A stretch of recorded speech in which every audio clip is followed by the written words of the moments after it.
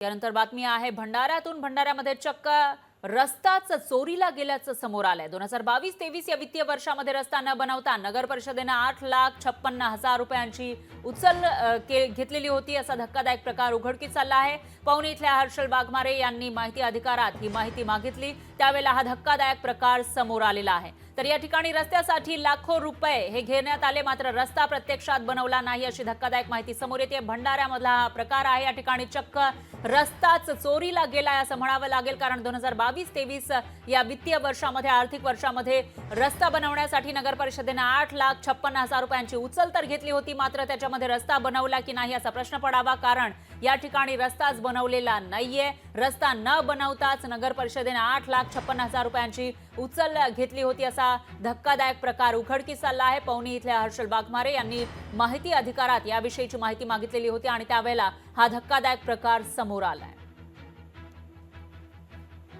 नगर परिषदेकडून असं स्पष्ट करण्यात आलं की या अगोदर आम्ही तिथे रोड आणि नाली म्हणजे खडीकरणाचा रोड आणि एक सिमेंटचा रोड आणि त्याच्यासोबत नाली 2022-23 मध्ये आम्ही तयार केलेली आहे।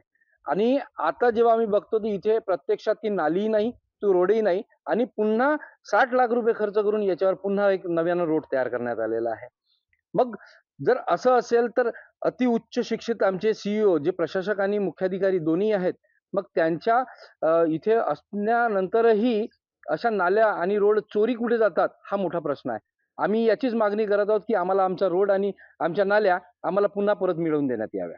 यापूर्वी ह्या रोडवर म्हणजे ह्या ठिकाणी रस्ताच नव्हता, 6 महिन्यापूर्वी तयार झालेला आहे। पावसाळ्यात पाणी भरपूर येतो आणि तो पाणी प्रत्येकाच्या घरात जातो।